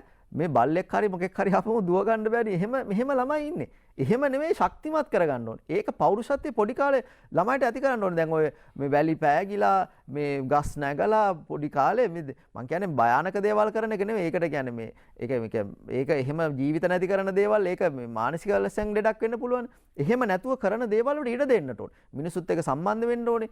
දැන් සමහර අය දන්නේ නැහැ මිනිසුත් එක්ක ගනුදෙනු කරන්න, කතා කරන්න දන්නේ නැහැ. පොඩ්ඩක් නැත්තම් දුකටපත් වෙනවා. එහෙම නෙවෙයි. මේ හැම දෙයකට ඔරොත්තු දෙන. දැන් අපේ ලංකාව කියලා කියන්නේ හරම ගර්ම කලාපී රටක්. අපිට හොඳ පෞරුෂත්වයක් හැදෙන්න පුළුවන් ජාතියක්. අපේ රටේ තමයි යෝධයෝ හිටියා කියලා කියන්නේ. යෝධයෝ කියලා කියන්නේ අපි වගේ අය. නේ මොනතරම් දැන් ඔය පොළොන්නරු අනුරාධපුර වගේ තැන්වල බලන්න අපේ මොනතරම් පුදුමාකාර දේවල් මුණ ගැහෙනවද? බෙහෙර විහාර දාගැබ්. ඒ කාලේ හිටපු ශ්‍රේෂ්ඨ පුජ්‍යලෝ වැඩිපුර මේ ආධ්‍යාත්මික ශක්තිමත් වුණා. දැන් ඒවා නිර්මාණය දැන් ඔය අපි දන්නවනේ මේ විශේෂයෙන්ම දැන් මේවා කොහොමද නිර්මාණය කරලා කියනකොට පුදුම සහගතයි. නේ? සීගිරිය වගේ ගත්තාම පුදුමයි කොහොමද මේවා හැදුවේ කියලා. තවත් විශ්මිතයි. ඒ අපේ වගේ මිනිස්සු. ඒ කියන්නේ අපේ මහ පොළොවේ පය ගහලා ඉන්න පිරිසක් අපි හදන්නට ඕන. දැන් ඔය විශේෂයෙන්ම ඉන්දියාව වගේ පාසලට ගියාම උගන්වනවා කියන්නේ ජනනී ජන්ම භූමිශ්ච සර්ගාදපි ගරියසි. මේ උපන් වැදූ මවටත් උපන් භූමියටත් ඔබ ගරු කරන්න කියලා උගන්වනවා කියලා කියන්නේ. ඒකනේ අපි කරන්නට ඕනේ. එහෙම ඒ ශක්තිමත්භාවය ඇති කරන හොඳ පරිසරයක හොඳ පාරිසරික සත්වයක් බවට පත් කරන ඒ දරුවා කවදාකවත් ඇද වැටෙන්නේ නැහැ. දැන් අපි අනිත් එක තමයි මේ අපිට මේ අභියෝග ගැටලු එනකොට අපි හැම කෙනාම මේ කාලය සහ අවකාශයෙන් ඔබට හිතන්නට ඕනේ. කාලය සහ අවකාශය. කාලය කියලා කියන්නේ අපේ කාලය තියෙනවානේ. අවකාශය කියලා කියන්නේ දැන් ගොඩක් අය හිතා ඉන්නවා මම මගේ දරුවෝ මගේ පවුල මෙන්න මේ සීමාවෙන් විතරක් හිතලා අපි පටුව විදිහට අපි සැලසුම් කරන්න යනවා. එහෙම නැතුව අපි අද දවසේ හෙට දවස් විතර නෙවෙයි. අපි තව අවුරුද්දකට, තව අවුරුදු දෙකට කාලය අවකාශයෙන් ඔබට ගිහින් හිතන්න ඕනේ. දැන් අපේ ලෝකයට පහළ වුණ ගෞතම බුදුන් වහන්සේ කාලය හා අවකාශය ඔබට ගිහින් හිතුවා. ඒ කියන්නේ මේ උන්වහන්සේට මේ තුන් ලෝකෙම ජයගත්තා කියලා කියන්නේ. මේ ලෝකයට පහළ වුණ දාර්ශනිකව බලන්න.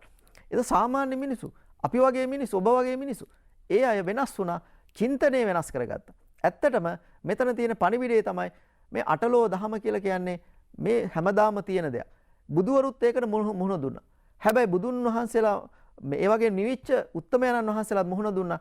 හැබැයි කවදාකවත් ඇලෙන ගැටෙන ස්වභාවයටපත් උන්නේ නැහැ. දැන් ඒකනේ කියන්නේ පුට්ටස්ස ලෝක ධම්මේහි චිත්තං යස්සන කම්පති.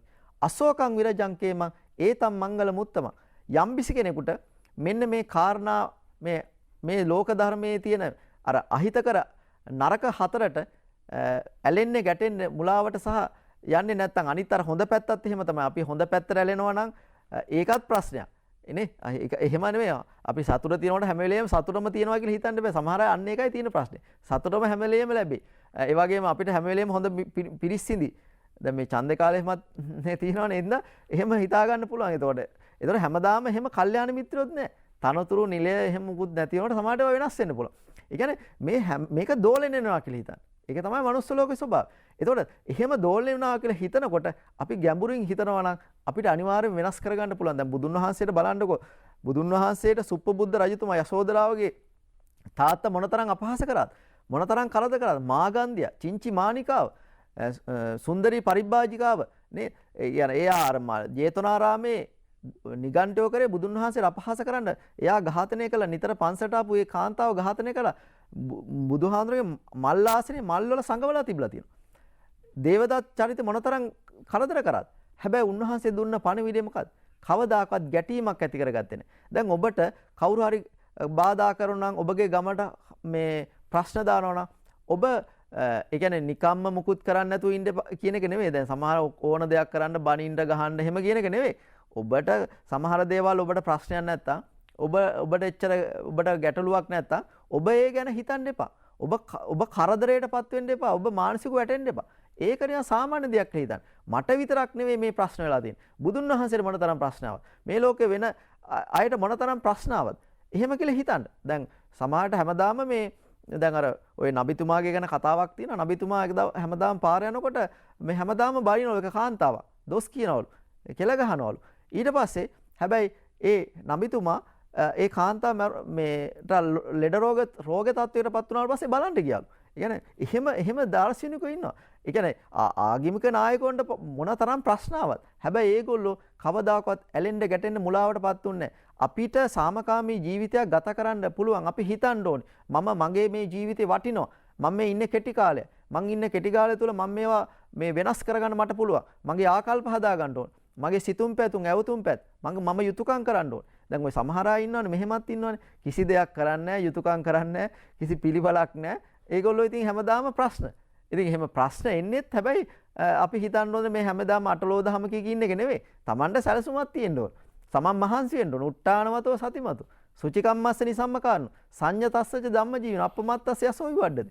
නේ එතකොට එහෙම අපි උත්සාහවත් වෙලා වීරියෙන් වැඩ කරනකොට හොඳ ඥාණයෙන් කල්පනාවෙන් වැඩ කරනකොට අපිට දියුණු වෙන්න පුළුවන්. මේ අටලෝ දහම තියෙනවා. හැබැයි ඒක සාපේක්ෂ වශයෙන් අපිට අනිත් අයට වඩා අඩු කරගන්න පුළුවන්. ඒක අපි ඇති කරගන්න ඕනේ. මේ අටලෝ දහම කියන එක ඇත්තටම අපේ ජීවිතේ ලැබුණු ආශිර්වාදයක් කියලා හිතන්න. මේ ලෝකේ දියුණු වෙච්ච අය. දැන් ඇත්තටම දැන් අපි කියනවා දැන් අපි කැමති නෑ ලෙඩ වෙන්න. අපි කැමති නෑනේ අපි කියමු දැන් උදාහරණයක් වශයෙන් මෙහෙම ගන්නකො. දැන් අපි මේ ජීවිතුකාම අමෘතුකාම කියන්නකොනේ. අපි කැමති නෑ ජීවත් වෙන්න කැමති මැරෙන්න කැමති. දැන් අපිට අවුරුදු 400ක් 500ක් අවුරුදු 1000 2000ක් මේ ලෝකේ ඉඳ ජීවත් වෙන්න කැමති තිබ්බොත් අපි ජීවත් වෙන්න කැමතිද? නෑනේ කැමති නෑ එපා වෙයි. ඒ කියන්නේ එහෙමත් මේක වැඩක් නෑ. නේ? ඒ කියන්නේ දැන් අපිට දිගටම ජීවත් වෙන්න කැමති නෑනේ කවුරුත්. මොකද අපි දැන් 60 70ක් වෙනකොටත් ගොඩක් අයට මේ ලෙඩ රෝග එනකොට එපා වෙනවනේ. ඒ කියන්නේ මෙතන මේක සතුටක් තියෙනවා. මේ වෙනස තුල ඇත්තටම සතුටකුත් තියෙනවා. දැන් අපි මේ කන ඒවා දිරන්නෙත් මේ වෙනස් වෙන නිසානේ. මේ කන ඒවා දිරන්නෙත් වෙනස් වෙන්නේ. දැන් කන ඒවා වෙනස් වෙන්නේ නැත්නම් දිරන්නේ නෑනේ. නේද? ඒ කියන්නේ මේක මේ වෙනස් වීම සතුටක් තියෙනවා. දැන් වයසට යන එක අපිට එහෙම දරා ගන්න පුළුවන්. හැබැයි බොහෝ කාලයක් ජීවත් වෙන්න හිටියොත් අපි ජීවත් වෙන්න කැමති නැහැ. සමහරට බෝධිපූජාතියේ අනේ මට මරෙන්න ලැබේවා කියලා. දැන් එහෙම ස්වභාවයක් තියෙනවා. ඉතින් ඒ නිසා මෙන්න මේවා මේ අටලෝ දහම එහෙම නැත්නම් මේක අනිත්‍ය දුක්ඛ අනාත්ම වශයෙන් ගලපලා ජීවිතයට අවබෝධ කරගන්න එක තුල අපිට පුදුමාකාර සැනසීමක් අපේ ජීවිතේ ඇති කරගන්නට පුළුවන්කම ලැබෙනවා. පුදුමාකාර සැනසීමක්. අපේ හැමදෙරේ මේ වචනය තුල තියෙන්නේ නිවීම. එහෙම නැත්නම් අපි බලාපොරොත්තු වෙන සුවය. අපි හඳුරන්නේ දැන් මේ කාරණාව ගැන කතා බහ කරනකොට ගොඩක් දෙනකට ප්‍රශ්න මතුවෙනවා. ප්‍රශ්න සඳහා විසඳුම් හොයනවා. ගොඩක් දුරකථන ඇමතුම් ගණනාවක් ගලාගෙන එනවා. මේ වෙලාවේ ඔබ වහන්සේගෙන් ප්‍රශ්නයක් අහන්නට මල්කාන්ති මහත්මිය දුරකථනයෙන් සම්බන්ධ වෙනවා. ආයුබෝවන් සුබ දැසනක් ඔබතුමියට. ආයුබෝවන්. මල්කාන්ති මහත්මිය ඔබතුමියගේ ගම් පළාත? මම පිටුම්පේ රාණි මල්කාන්ති. මල්කාන්ත මහත්මිය ඔබට හැකියාව තියෙනවා ගෞරවනීය ස්වාමින් වහන්සේගෙන් ප්‍රශ්න යොමු කරන්න. එහෙමයි. දැන් කතා කරන්නද? කතා කරන්න ඔබතුමිය. ටීවී එක නවත්තලා? දුරකථනයේ කතා කරන්න ඔබතුමිය. ඔව්. මල්කාන්ත මහත්මිය ඔබතුමිය අපිට ඇහෙනවා. ඔබතුමිය කතා කරන්න ප්‍රශ්න යොමු කරන්න. හොඳයි. ස්වාමීන් වහන්සේට. ඔව් කියන්න අම්මා තේ ඇහෙනවා අපිට හොඳට. පින්වත් ස්වාමීන් වහන්සේ මේ මම කියන්නේ දැන් ගොඩාක් මේ බණ අහනවා. ස්වාමීන් වහන්සේලා ධර්ම දේශනා කරනවා මිනිස්සු අහනවා. ඒ වුණත් මේ කොච්චර මේ ඇහුවත් මේ ඔය ප්‍රශ්න ගොඩාක් විසඳ ගන්න බැරි වෙලා තියෙන්නේ මිනිස්සුන්ගේ හිතවල තියෙන ලෝභ දේශ මොහ කියන ටික මේ දුරු කරගන්න මේ උත්සාහයක නැහැ. ඒ කියන්නේ අපි උදෙම නැගිට හැටි බුදුහාමුදුරුවෝ සිහි කරලා වඳිනවා නම් බුදුහාමුදුරුවෝ ලෝභ දේශ මොහ නැති කළා කියලා මේ නැති කරපු කෙනෙක් කියලා අපි ඒක සිහිපත් කරගෙන අපිත් ලෝභ දේශ මොහ මේ යටපත් කරගෙන අලෝභ දේශ අමෝහ කියන කුසල සිත් පෙරදරි කරගෙන හැම ප්‍රශ්නයක් දැන්ම අපි මේ බලනවා නම් අපිට ගොඩාක් දුරට අපේ පව් දුරු කරගෙන මේ යහපත් ජීවිතයක් ගත කරන්න මේ ඇති සැටියෙන්ම මේ අපිට සිහිය යෝනිසෝ මනසිකාරයෙන් සීලොම කටයුතු කරගන්න පුළුවන් වෙනවා කියන එක මේ සාර්ථකව වැඩ කරගන්න පුළුවන් වෙනවා කියන එක තමයි මම මල්කාන්ත මහත්මිය බොහොම ස්තුතියි ඔබතුමියගේ ප්‍රශ්නේ අපිට ඉතාම පැහැදිලියි. අපේ හඳුරන්නේ ඔව් ඇත්තටම එතුමිය කියව කතාව ඉතාමත් හොඳයි. පැහැදිලි අපිට. මොකද අපි හැම කෙනාම අපිට ගැටලු ප්‍රශ්න ඇති වෙන්නේ අපේ ළඟ තියෙන අභ්‍යන්තරයේ තියෙන මේ අනවශ්‍ය ඇලෙන එකට ඇලීම නිසා තමයි අපි ගැටෙන්නේ. ඒ දෙකම ඇති වෙන්නේ මුලාව නිසා. ඒ කියන්නේ අවිද්‍යාව නිසා. ඒ කියන්නේ මේක පටන් ගන්න ඕනේ මෙහෙම දැන් හැම දෙයක්ම අපි මුල් වෙන්නේ මේ අවිද්‍යාවනේ. අවිද්‍යාව කියලා කියන්නේ පරමාර්ථ වශයෙන් දන්නේ නැතිකම. එහෙම දන්නේ නැති නිසා අපිට තණ්හාවක් ඇති වෙනවා. තණ්හාව කියලා කියන්නේ පරමාර්ථ වශයෙන් දන්නේ නැතිකම. දැන් ලෝභය කියලා කියන්නේ ඇත්තටම මෙතන කියන්නේ අපි gedara dora රැකී රස්සා ව්‍යාපාර කටයුතු දරුවෝ හදන එක ඒ රාමයකට ඇලෙන එක නෙවෙයි. ඒක මේ ලෝභය හැටියට ගන්න. හැබැයි ඊට පරිබාහිරව යම්පිසි කෙනෙක් අනවශ්‍ය දේවල් එක්ක ඇලෙනවා නම් අන්න ඒක තමයි ලෝභය. එහෙම ලෝභය ඇලෙනකොට මොකද්ද වෙන්නේ? අපිට අනවශ්‍ය ඒ දේවල් නොලැබෙනකොට ඇලීම කියන්නේ ඒවල් බලාපොරොත්තු වෙනකොට අපිට ගැටෙනවා. ගැටීමත් එක්ක හිත කලබල වෙනවා. ඊට පස්සේ අන්න ඔය ප්‍රශ්න ටික ඇති වෙනවා. ඒ නිසා අපි ලෝකේ යථාර්ථය හරියට තේරුණා නම් අභ්‍යන්තර සැනසීම ඇති කරගන්න පුළුවන්. බාහිර දේවල් දැන් මේ අටලෝ දහමේ උගන්වන්නේත් ඇත්තටම මේ සිත ගැන තමයි කියන්නේ. මේ අටලෝ දහම කියලා කියන්නේ සිතේ ස්වභාවය. මේ සිත තේරුම් ගන්න එක. මේ අෂ්ටලෝක ධර්මතාවය කියලා කියන්නේ සිත නිවා ගන්න එක.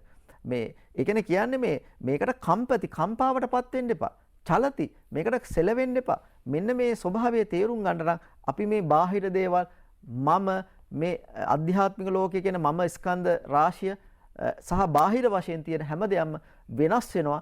ඒ නිසා මම ඒක ඒතම්මම ඒසෝහමස්මි ඒසෝමි අත්තම් මම පුරුදු කරන්න ඕනේ. මේක පාට මේක පුරුදු කරන්න බෑ. ක්‍රමානුකූලව හිතන්න ඕනේ. මේක කොහොමද අවබෝධ කරන්නේ කියලා. මේවට අවබෝධ කරගෙන ඇලෙන්නේ ගැටෙන්නේ යන්නේ නැතුව උපේක්ෂාව වඩන්න ඕනේ. උපේක්ෂාව ඇත්තරම කියලා කියන්නේ අර හේතු නිසා හැම දෙයක්ම හට ගන්නවා කියලා හිතන්න ඕනේ. එතකොට අපිට දීර්ඝ කාලීන සැනසීමක් ඇති කර ගන්නට පුළුවන්කම ලැබෙනවා. අපේ හැමදෙරේ දීර්ඝ කාලීන සැනසීම ලබා ගන්නට මේ මාතෘකාවේ අවසන් අදියරටයි අපි අවිලා ඉන්නේ. අපිට ගොඩක් දේවල් කතා බහ කර හැකි. ගොඩක් දේවල් ජීවිතයට එකතු කරගත හැකි. හැම දෙයක්ම මැදුම් පිළිවෙතක් හැටියට නැත්තම් මධ්‍යස්තව බාරගත්තොත් එහෙම මේ හැම ගැටලුවකටම පිළිතුරක් තියෙනවා කියලා මම විශ්වාස කරනවා. අපේ හැමදෙරේ අටලොව දහමින් කම්පා නොවි ජීවිත සාර්ථක කරගත්ත පුද්ගලයන් අපි අනන්ත අප්‍රමාණ දැකලා තියෙනවා. තථාගත සම්‍යක් සම්බුදු බුදු පියාණන් වහන්සේගේ ජීවිතයේත් ඒ පිළිබඳව අපිට හොඳ උදාහරණ ලබා දීලා තියෙනවා. මේ මාතෘකාවේ අවසන් අදියරට ඔබ වහන්සේ මේ අටලව දහමින් කම්පා නොවි ජීවිතේ සාර්ථක කර ගැනීම සඳහා අද ඉඳලා අපි කොතනින්ද වෙනස් විය යුත්තේ අපේ හඳුරන්නේ. ඔව් එතන කියනවා පබ්බතට්ටේව බුම්මට්ටෝ දීරෝ බහලේ අවෙක්කති කියලා. යම් කිසි කෙනෙකුට හොඳ ප්‍රඥාවක් තියෙනවා නම් එයාට හැම දෙයක්ම දැනෙන්න පේන්න පටන් ගන්නවා. එහෙම දැනෙන්න පේන්න පටන් ගන්නකොට එයාගේ ඇත්තටම පුදුමාකාර මේ එයාට හොඳ ගැඹුරක් ඇති වෙනවා. ඒකට තමයි කියන්නේ උග්ගටිතඤ්ඤ ප්‍රඥාව කියලා. කියන්නේ හොඳ ඥාන සම්භාරයක් ඇති වෙනකොට එයාට හැම දෙයක්ම හොඳට සැලසුම් කරගන්නට පුළුවන්කම ලැබෙනවා. එතකොට මේ සැලසුම් කරනකොට අපිට පුදුමාකාර විදිහට අවබෝධයක් ඇති වෙනවා. දැන් බුදුන් වහන්සේගේ චරිතයෙන් අපිට දෙන පණිවිඩය තමයි උන්වහන්සේගේ ආරම්භය කොහොමද ඇති වුනේ? උන්වහන්සේ අඛණ්ඩ කැපවීම, නොබසුබස්නා වීරිය. මෙන්න මේ දේවල් එක තමයි උන්වහන්සේට පුළුවන්කම ලැබුණේ ඒ උතුම් වූ තත්වයටපත් වෙන්න. ඒ නිසා ඔබ මේ වැඩසටහන බලලා ඔබ අද ඉඳලා කල්පනා කරගන්න මේ හැම දෙයක්ම මේ අපිට අහිතකරව බලපාන සුභවාදීව බලපාන මේ හැම දෙයක්ම අපි එදිනදා විදින දේවල්. හැබැයි මේවා දීර්ඝකාලීන දේවල් නෙමෙයි. මේවා తాවකාලික දේවල්. හැබැයි මම මේ දේවල් මේවට විඳිනවා. හැබැයි මම කවදාකවත් ඇලෙන්නේ නැහැ. ඒවා නොලැබුණා කියලා මම කවදාකවත් ගැටෙන්නේ නැහැ කියලා ඔබ හිතන්න ඕනේ. අර මට තව පැරණි කවියක් මතක් වෙනවා. දවසක වෙඬරු පිඩකට සම සිත දෙවෙනි කොට තව දවසකදී කළු ගලකට දෙවනි නැත. මවගේ මල සිරුර යට කළ පොළව මත දුවගේ මගුල් පෝරුව නිම කරනු ඇත කියලා කවියක් තියෙනවා, ජන කවියක්. ඒකෙමුත් කියන්නේ මොකද්ද? ඒක අර බොරලස්කිමි ජී.එච්. පෙරේරා කවියා තමයි මේක නිර්මාණය කළා තියෙන්නේ. මේ කවියමුත් කියන්නේ මොකද්ද? මේ ලෝකීය යථාර්ථය. නේ? ඒ කියන්නේ මේ හිත මේ සමහරට මුදු ගතියෙන් තියෙන සමහරට කළු ගලක් වගේ ශක්තිමත් වෙනවා. ඒ වගේම අම්මා මිය ගිය තැන සමහරට දුවගේ මඟුල් මේ පෝරුව මේක හදන්න පුළුවන්. මේ ලෝකේ යථාර්ථ දෙන කියන්නේ. ඒ කියන්නේ මේක හැමදාම පවතිනවා. දැන් අර වංගීස කියන සූත්‍ර දේශනාවේ සඳහන් වෙනවා. එතන සඳහන් වෙනවා ආයන්තින් නාබි නන්දන්ති පක්කමන්තින සෝචති සංඝා මජිමුත්තං කියලා සඳහන් වෙනවා. එතන කියන්නේ ආවා කියලා. එහෙම නැත්නම් පරිවාර සම්පatti හිටිය කියලාත්, පරිවාර සම්පatti හිටියේ නැහැ කියලාත්, ප්‍රශ්න ආවා කියලාත් නැහැ කියලාත් මම කවදාවත් ඇලුමක් ගැටුමක් ඇති කරගන්නේ නැහැ කියලා ඒ ස්වභාවය උන්වහන්සේ දේශනා කරනවා. ඇත්තටම මෙතන කියන්නේ ප්‍රධාන දේ තමයි ලෝක යථාර්ථය තේරුම් ගන්න. බුදුන් වහන්සේ බුදු කරේ පහළලා දේශනා කරත් ඒ ලෝක යථාර්ථය. බුදුන් වහන්සේ දේශනා නහි සීලවතං හේතු uppajjandi තථාගත අට්ඨක්කරා තීනපදා සම්බුද්දේන පකාසිත. බුදුවරු පහළලා දේශනා කරේ සාමාන්‍ය කාරණා නෙවෙයි. කාරණා තුනක් ගැන පැහැදිලි කරන්න ආවේ මොකද්ද? වෙනස් වෙන අනිත්‍ය, වෙනස් වීම පවතින ස්වභාවය දුක්ඛ. එහෙනම් වෙනස් වීම පවතිනවා ඒක ඒ තම මෙහෙසවමස් මේසෝ මේ අත මගේ කරලා ගන්න නැතුව කොහොමද ඔබ මේවා අනිත්‍ය දුක්ඛ අනාත්ම තේරුම් කරගෙන මේ ලෝකේ යථාර්ථය දුක්ඛ හට ගැනීම නැති කිරීම මාර්ගයට සම්බන්ධ කරලා මේක ජීවිතේට ගලපගන්නේ කොහොමද කියන පණිවිඩය දෙන්න තමයි බුදුවරු මේ ලෝකයට පහළ වුණේ. ඒ පණිවිඩය තුළ ඔබ හරි මාර්ගයට පිළිපන්නා. ඔබ මුලින්ම ඔබ පුළුවන් තැනකින් පටන් ගන්න. ඔබ කැමති තැනකින් ධර්මයේ පටන් ගන්න. ඔබ විතරක් නෙවෙයි. මේ ලෝකයේ ඉහළට ගිය අධ්‍යාපනයෙන් ඉහළට ගිය, ව්‍යාපාර වලින් ඉහළට ගිය, දේශපාලන ශාස්ත්‍ර වලින් ඉහළට ගිය වැදගත් චරිත, ජනප්‍රිය චරිත සදාකල්ම ඒ අයට වටිනාකම් දෙන චරිත ගත්තාම ඒ හැමදෙනාම ඉතාමත්ම ගුණවත් චරිත. අපි දන්නවා අප්‍රිකාවේ හිටිය නෙල්සන් මැන්ඩෙලාගේ චරිතය. එතුමා අවුරුදු 27ක් පොළොව යට හිඳලා තියෙන්නේ. පැය දෙකක් තමයි උඩට ගන්නවා කියන්නේ මේ ආහාර ටිකක් දෙන්න. හැබැයි එතුමා කවදාකවත් එතුමා තමයි ලෝකයේ හොඳම ආණ්ඩුක්‍රම ව්‍යවස්ථාවක් හදලා තියෙන්නේ. එතුමා කවදාකවත් එතුමාට හිංසා පීඩා කරා කියලා අනිත් අයට හිංසා පීඩා කරන්න ගියේ නැහැ. ඒ වගේ ඔබට කවදා හරි බාධාවක්, ගැටලුවක්, ප්‍රශ්නයක් ආවනම් බාධා කරලා තියෙනවා. ඔබ ඒ අයත් එක්ක ගැටලුව ඇති කරගන්න එපා, වෛරය, ක්‍රෝධය ඇති කරගන්න එපා. හැම දෙයක්ම හිතන්න මේ ලෝකයේ ස්වභාවය මේවයි. මට මේ හැම දෙයක්ම ආශිර්වාදයක්. මම මේවට වැටෙන්නේ නැහැ, සැලෙන්නේ නැහැ, නොබිව මුහුණ දෙනවා කියලා හිතන්න. හිතනකොට අපේ ජීවිතේ ඊ타ත්ම ශක්තිමත්, සාර්ථක, වාසනාවන්ත ජීවිතයක් බවට පත් කරගන්න පුළුවන්. මොකද අපේ බිම පින්වන්තයි. අපි හැම වෙලේම දේශීයත්වයේ හිතන්න ඕන. දැන් අපිට එහෙම ඒ චින්තනයක් අපේ දරුවන්ට දාන්න ඕන. අපි දන්නවා ඉන්දියාවේ 1947 නිදහස ගත්තට පස්සේ ඒ රටට ගැලපෙන මේ ක්‍රමයක් හදාගත්තා. හැබැයි අපේ රටට ගැලපෙන ක්‍රමයක් හදාගත්තේ නැහැ නලින් මහත්මයා. ඒක තමයි ප්‍රශ්නේ. ඒගොල්ලෝ මේ හැම වෙලේම තමන්ගේ ජාතිකත්වයේ සංස්කෘතිය නේද? ඒ හැඟීම තමයි ඇති කරගත්තේ. ඒක අපිටත් එහෙම දෙන්න ඕනේ. දැන් අපි බලන්නකො ගත්තාම අපි දෙල් වලට කියන්නේ රට දෙල් කියලා නේ. මේ රට පුවක්. ඔන්න හැම දෙයක්ම මේ මානසිකත්වයෙන් අපි අයින් වෙන්න ඕනේ. දැන් නිදහස් චින්තනයක් ඇති කරගන්න. එහෙම නිදහස් චින්තනයත් එක්ක අපිටම ආවේනිකු ක්‍රමයකට අපි ජීවිතේ සකස් කරගන්න ඕනේ. එහෙම ජීවිතේ සකස් කරගත්තට පස්සේ අපිට ඊටමත් හොඳ ජීවිතයක් ගත කරන්න පුළුවන්. බුදුන් වහන්සේ දෙන පණිවිඩය තමයි ලාභෝ අලාභෝ අයසෝ යසෝච නිന്ദා ප්‍රශංසාච සුඛංච දුක්ඛං කියන එක. මේ අටලෝ දහම ලැබෙනවා නොලැබෙනවා, පිරිසිනවා නොලැබෙනවා, දුක සැප නිന്ദා ප්‍රශංසා මේවා හැම වෙලේම ලැබෙන හැබැයි මනසට ගන්න එපා. මේ අටලෝ දහම කියන්නේ මානසිකත්වයක්. ඒ නිසා අපි ඒවට ඇලෙන්න ගැටෙන්න නැතුව දුකේදී සැපේදී හැම වෙලේම හොඳින් ජීවත් වෙන්න බුදුන් වහන්සේගේ පණිවිඩය ළඟා ගන්න. ඒ තුලින් බුදුන් වහන්සේගේ චරිතය ආදර්ශ කරගෙන ඔබගේ නිවීම ඇති කරගන්න දීර්ඝ කාලීන සතුටක් සහ සාර්ථක ජීවිතයක් ඔබ හැම දිනාටම ඒ තුලින් ඇති කරගන්නට පුළුවන්කම ලැබෙනවා. හැම දිනාටම සම්මා සම්බුදු සරණයි. ගෞරවනීය ස්වාමීන් වහන්සේ ඔබ වහන්සේ වැඩසටහන අවසානයේට ප්‍රකාශ කරපු කාරණාව තථාගත සම්්‍යක් සම්බුදු බුදු පියාණන් වහන්සේගේ ජීවිතය ආදර්ශයට ගන්න. අටලව දහමින් කම්පා නොවි හෙට දවස ඔබට සාර්ථක කරගන්නට ශක්තිය වාසනාව ධෛර්යය ලැබේවා කියන ප්‍රාර්ථනයයි සූර්ය මණ්ඩලෙන් සමුගන්නා මොහොතේදී ප්‍රාර්ථනා කරන්නේ.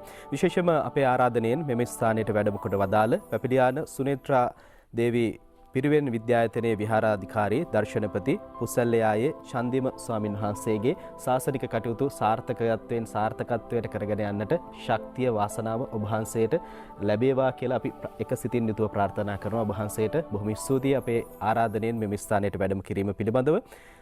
ප්‍රාර්ථනය මේ මොහොතේ පටන් ඔබේ ජීවිතේ වෙනස් කරගන්නට ශක්තිය වාසනාව ධෛර්යය ලැබෙන්න කියලා.